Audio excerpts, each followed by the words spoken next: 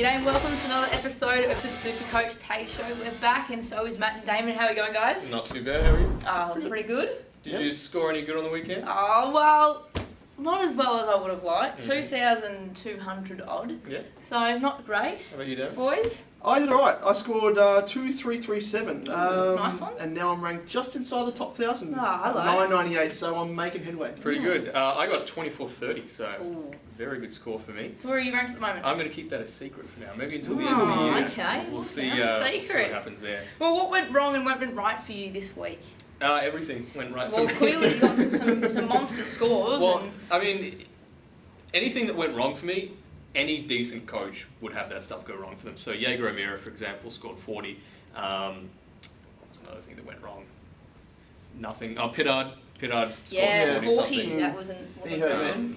Other guy that hurt me was Varcoe, selfishly injuring his shoulder and scoring Varcoe. 9. So it was, And now he's out for 3 months with a shoulder reco. Yes, so now I have to consider trading him. Yeah. Despite what I said on last week's show, I said I was going to make Cox captain, and I did mean to. I just forgot, and I had Pendlebury captain, so not Well, bad. it's all right. Well, for me, I used the captain's loophole this week, which paid off big time. With had the vice captaincy on Cox, and thank God for Doherty because he was my captain this week. But good job, Dockers. Yeah. Good job playing. I know. So 174, double that. I don't even know what that equals. I'm a Collingwood supporter. I can't count. 342. Great, fantastic. 171. No, nobody's got an idea. Alright, so, trading. Who are you trading out? Well, look, there's no secret that Zorko and Dangerfield for me, and if you follow me on Twitter, I've been ropeable with their performances. So, for me at the moment, Zorko and Danger are really on the radar, but particularly I'm going to look at Dangerfield now. If we have a look at some trusty notes. He's gone down 53,000 in price, and is averaging only 84.7, which is Not really off the boil, majorly.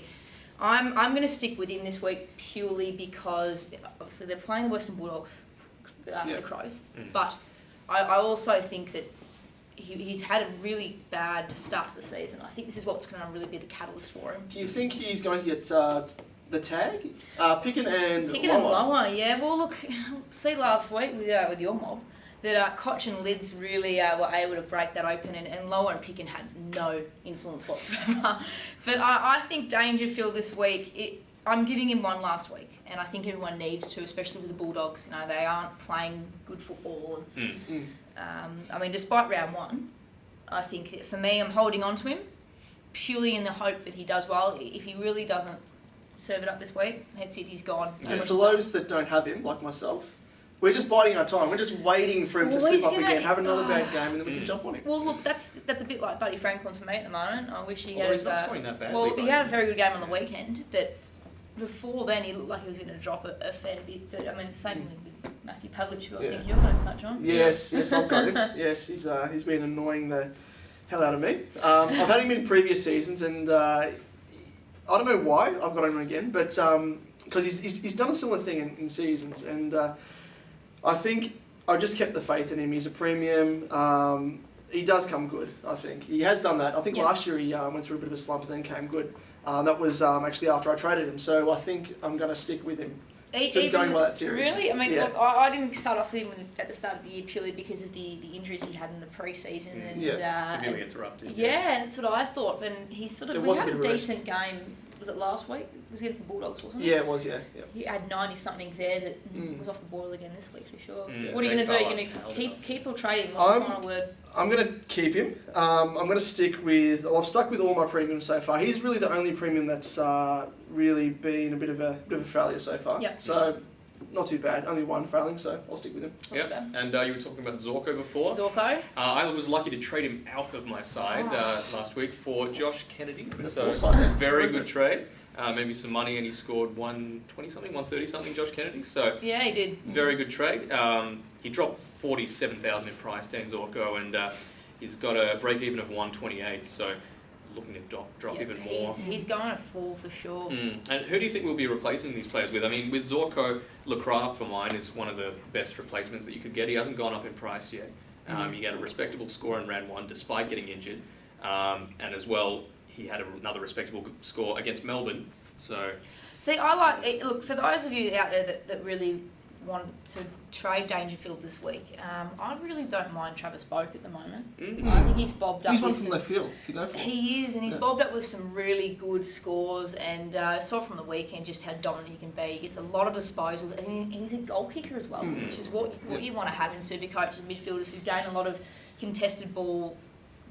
Obviously dominating the clearances and the tackles, but also know how to finish on goal. And for me, he's not too bad of an option, I reckon. and just Port in general, they're a gold mine this year. Supercoach gold mine. You've got the three backs: Ridiculous. Stevenson, Heath, and Pittard. Although Pittard was this week. Yeah. Hamish Hartlett, who had an off game last week against GWS. Bounced back this week. Injured himself, I think. He did his back, I think. He Yeah. twinged something, but he's all right. He's all right.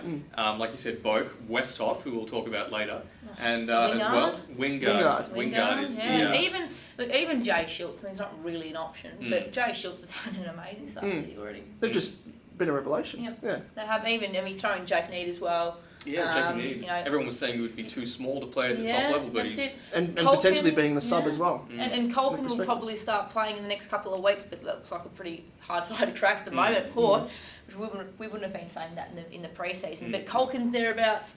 Fleury, well. And obviously our boy Wines, the biggest one of all. Missed him. I got on Mitchell instead, who I will be trading out this week because with his 3 games, his price has barely moved. I think it went up a couple thousand. Actually, I think it dropped. No, it went up a tiny bit. Yeah. Really? Very. I traded him out. Are you sure? I'm sure. Okay. Before the weekend, I traded him out for Dwyer. Yeah. So I think I'll bring in Brad Crouch for him this week. He's on the bubble, so looking to go up a bit in price, which is good. Definitely. Now, a couple of injured players that have come out of this round have been Varcoe, Matty Kruezer, and Jono Patton. And look, for those, I'm sure there'll be very minimal out there as well. Sean Higgins is gone for the season with another terrible foot injury. No surprise there. No, our tampon boy. What was the analogy again? Explain. This is a terrible analogy, but I'm going to say it. Sean Higgins, like a tampon. He's in for 1 and out for 3. That's it. He's the biggest burn man in SuperCoach. Forget about Greg works so well. That's the best analogy ever. Is it? Okay, good. Well, look, who are we going to who are our replacement options? We'll start with Varcoe. Who are you going to bring in for him, Damon? Yeah, I've got him. I'm, as we touched on before, I'm looking at LECRAS. I brought him in initially and then traded him out, obviously, when he was looking at 6 weeks or so on the sideline with his broken arm. But he's returned well. What did he score last round? Was it 80s? Yeah. Yeah. So he's averaging 87.5 at the moment. So his break-even's at 44. He's a solid player. He's one that I was really looking at to become a premium.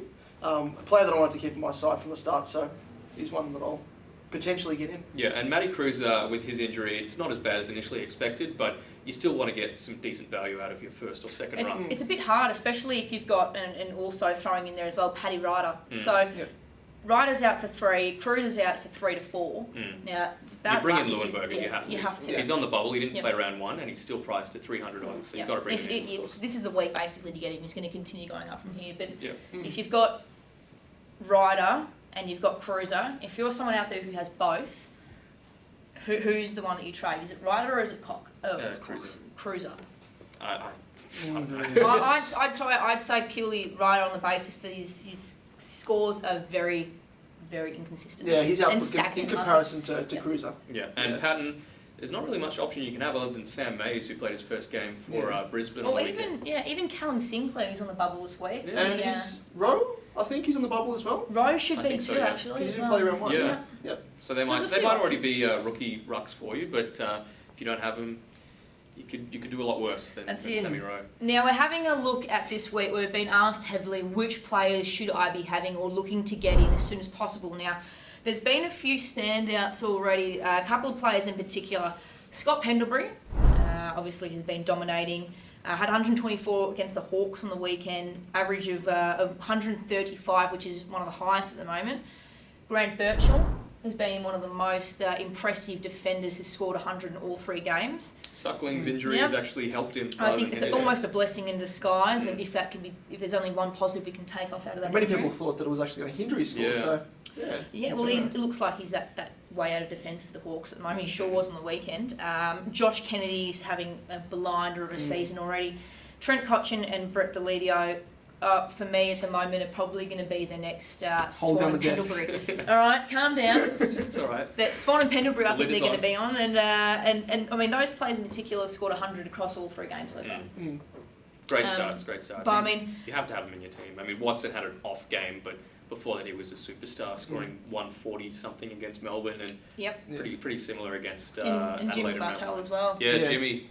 Jimmy we Bartel's love been Jimmy, fantastic. In the forward line, you've got to love Jimmy Bartel. I mean, his price I don't think moved much from what he had in the preseason, but as a forward, you can't go past selecting someone like Jimmy. I think, I mean, out of those, if you haven't got, looking at those players that we've just mentioned there, if you had to get one of them in that you don't already have, who would it be?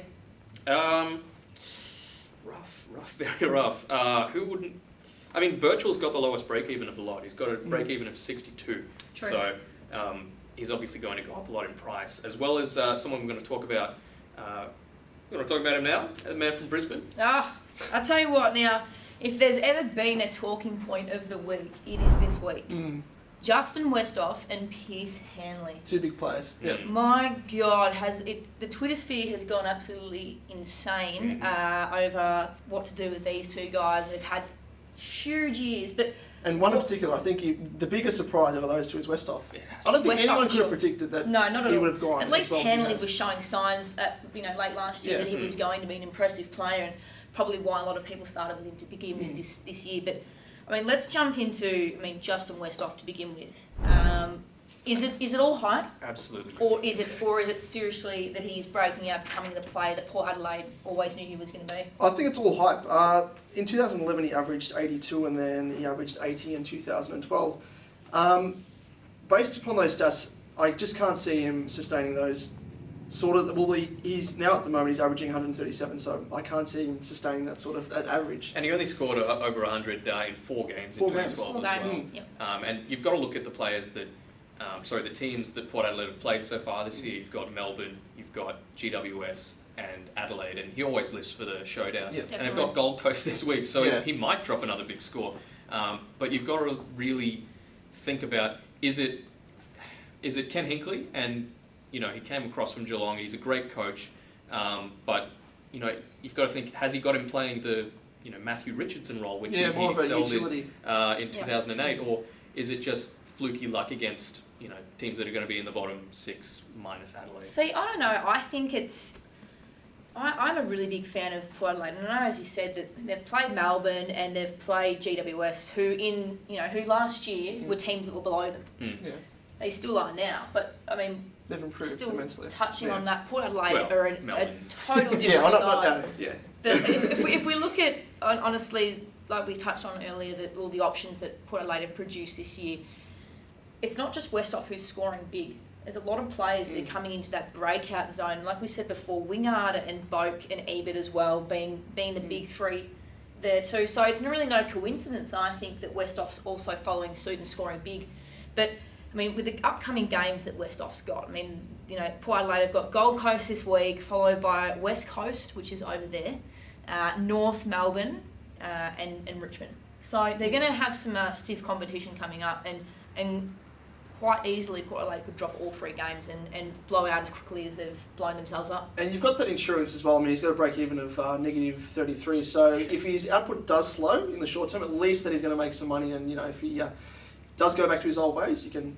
Well, that's Get my rid of him and make some big cash. basis around him at the moment, and I'm having a serious look at him purely on the sense that with a break even of minus 33, he's got so much. He's probably got another 2 to 3 weeks worth of really big improvement, and I mean that in price wise. Yeah. The only issue is that are we only going to trade Westhoff in on the basis that he's going to rise so much in price that he is going to be up here, and we're going to be able to afford anybody below him. Yeah, He'll become probably the most highest priced forward in a few weeks, I'm tipping, which So means that trading you could almost straight swap him for someone like Buddy Franklin if you haven't gotten on him yet. Yeah, and then you could probably use the remaining cash to go from Maloney to Swan or Ablett or Exactly, something like that. and that's exactly what I want people to realise is that we're going to roll the dice with Westhoff and take a gamble on the sense that he may actually not deliver those scores. I mean, it's been He's had 2 scores now of over 140. Yeah. So 140 in 2 weeks. Well, 140 plus in 2 weeks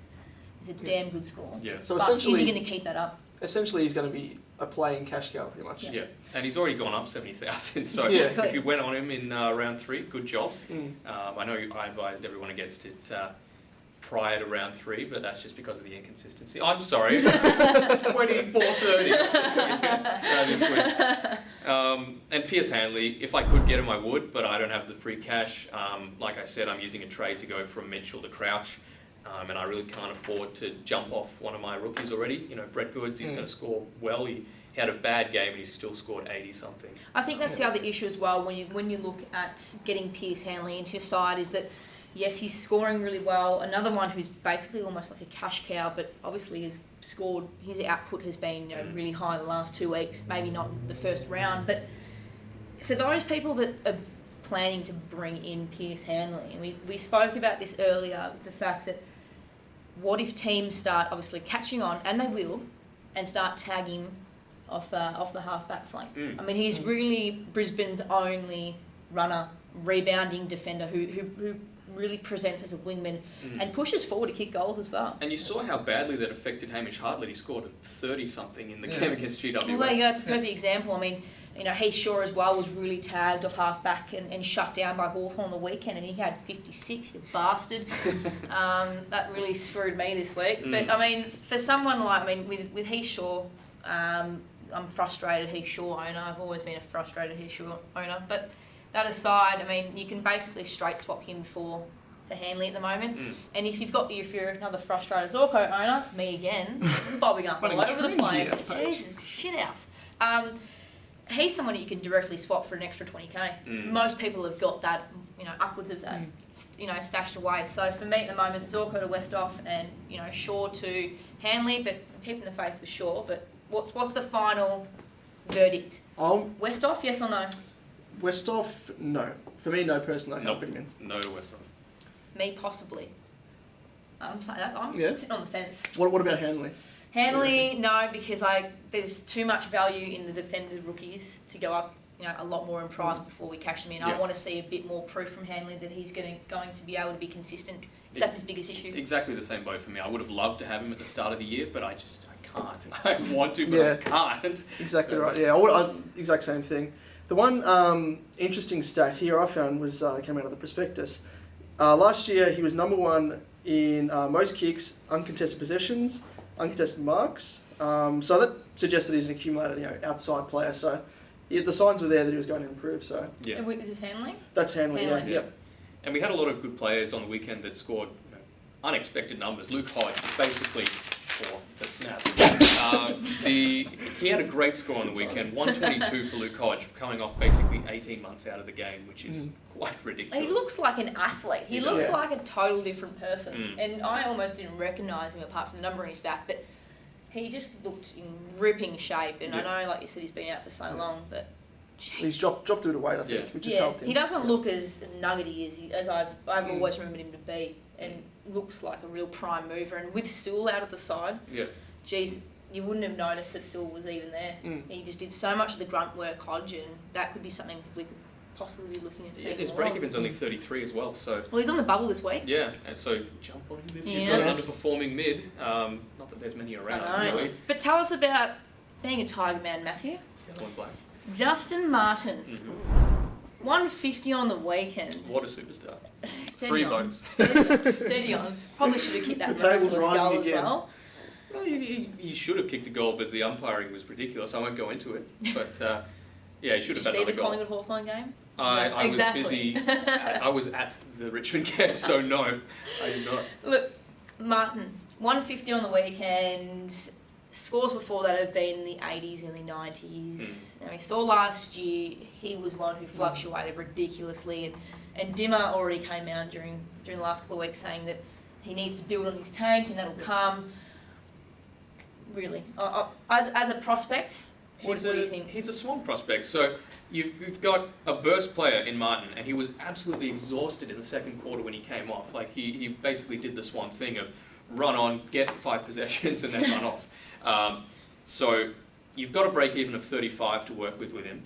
he scored 150 on the weekend. He's only going to rocket up in price. Yep. Like the 80 something that he scored in week 1 is going to disappear, and that 150 is going to stick around for a few weeks. So this is the time to get him. And good option if you've got, you can again, the frustrated Zorko owner, straight swap to Martin. And I mean, you've got to think that his only problem is fitness, really.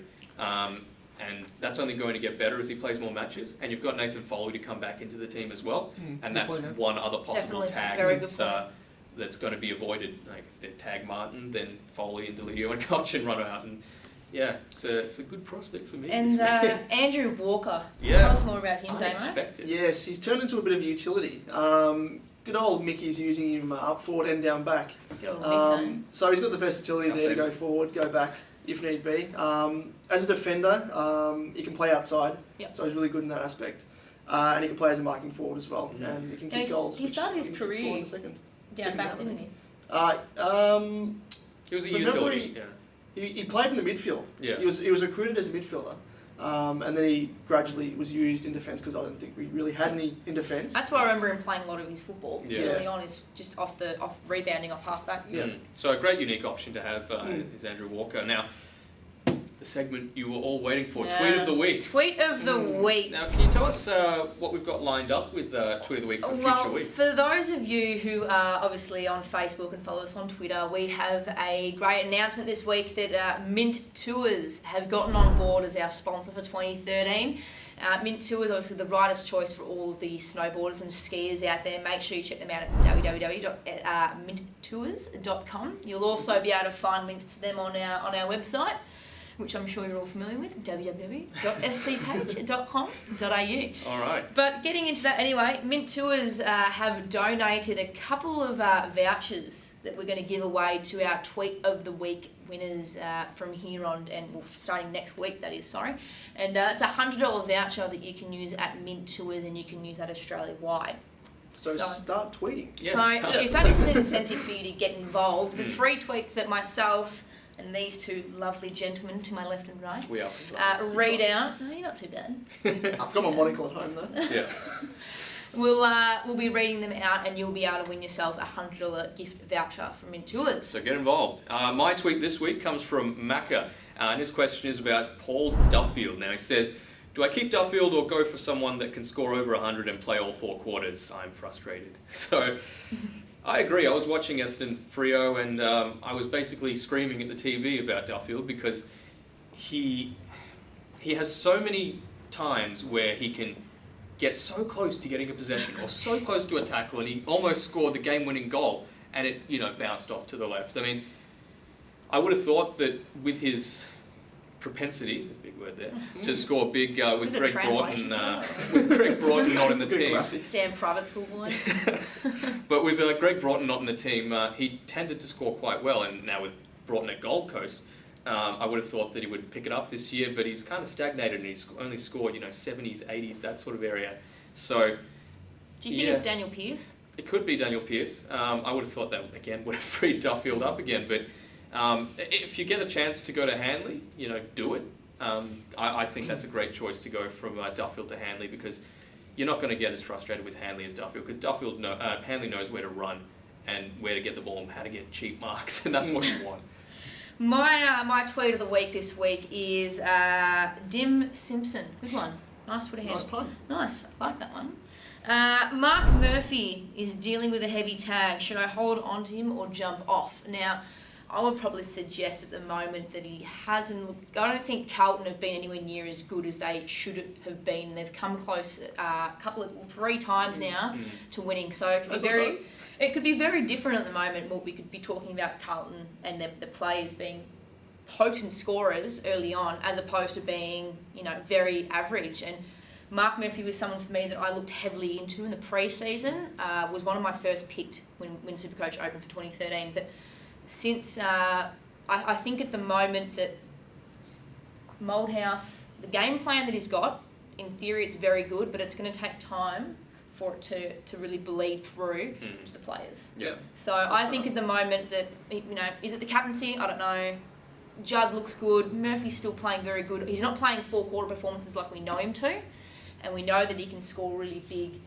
I would hold on to him. I think Carlton's best is just around the corner, and I truly believe that. But if you've got him, definitely hold on to him for now. And you, David? I've got one from Jono Plummer. He asks, do I go Danger to Wines and Stevenson to Hanley? With Mitchell returning to the rookie list, I feel Stevenson may get the vest, which I think is a bit strange. Very strange. Yeah, because Mitchell is a bit of a young player, midfielder, whereas Stevenson is brought in, he's a mature age body, and he's a key position defender. So I think Stevenson is essential to Port's defensive structure. So I don't think he's any chance to get the vest. As I said, mature age body.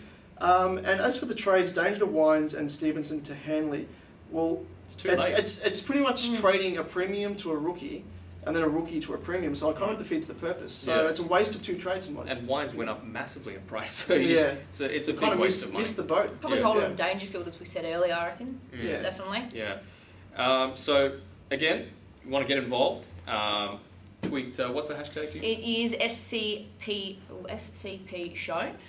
Make sure you use the hashtag, and when you see us tweet that on Twitter, make sure you get involved. And remember, you can only get involved if you use that hashtag. It's the only way we can find you. If you would like to win a $100 voucher to use at Mint Tours, make sure you tweet us, and when we pick out the best 3, you'll win. And we're going to be giving away a lot of other goodies. There will. We're not going to give too much away at the moment, but there could be a big monthly prize winner. Yeah. Which we'll get into more detail in the coming weeks. Lips are sealed. Now going into junk time, just got to do the tips this week, I reckon. Sydney and Geelong, who do you think are going to win that? I've got Sydney for mine. Is it up SCG, isn't it? It's Sydney, yeah. I can't go past Geelong. I've tipped them. I just can't. I did it last week, and I wrote them off last week, and I wrote them off in round 1.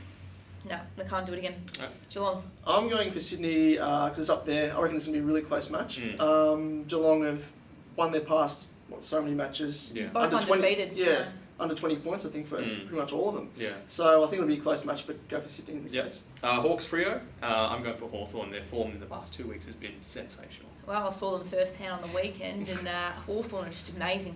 Yep, too easily. Yeah, they really impressed me on the weekend, the Hawks, so I'm going to go for them. Richmond Collingwood could get 90,000 at the MCG. Are we going to make a bet this week? No, let's avoid it. Actually, no, let's do this. Let's do a bet. Come on. I'm tipping Richmond. Yes. So yes. I'm tipping Richmond. What's the bet going to be? I've been the butt of every joke. Every joke. Now it's your turn. We'll figure something out. Yeah, we'll make a bet. Something will happen. Something will Tweet happen. your suggestions, actually. Yeah, SCP show. Use the hashtag. And say what do you think the loser should have to do. Yeah, and you can make them as interesting as you like, because I want to make sure this guy knows his place. She's assuming they're going to win already. Okay. What's your tip, by the way? It's obviously Obviously, getting on the Who's even playing? Who is it? Oh, it's Richmond Collingwood. Oh, that's right. Didn't assume. Couldn't even tell from that. What happened last time you tipped against us? I don't remember. Going to go for Collingwood. Okay, you're dead to me. St Kilda Essendon. I'm going for Essendon. They're on fire. Yep. No, I'm going to go Saints to spoil the party, just because I'm sick of these banners Essendon supporters. I'm going the Bombers. Yep. Gold Coast Port. Going for Port to go 4-0. And Westhoff to probably kick a massive score. Yeah, Port. Yep, going for Port. West Coast Carlton. West Coast to keep Carlton 0-4. Never been done by Malthouse. Yep. Who are you going for, Paige? Yep, Eagles at home. Eagles. Yeah.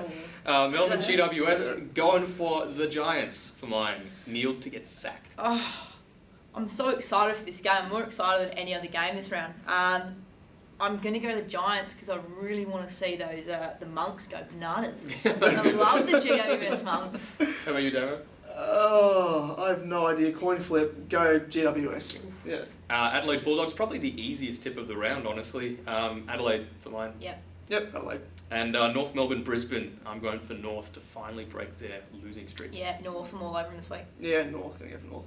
Alright, so that just about wraps it up. Wow, that's another show. Make sure you tweet into the SCP show using that hashtag next week. And don't forget, if you would like to see myself or Matt do something really stupid because one of us has lost to the other, make sure you tweet through your suggestions either on our Facebook page or our Twitter. We'll get that up after the show.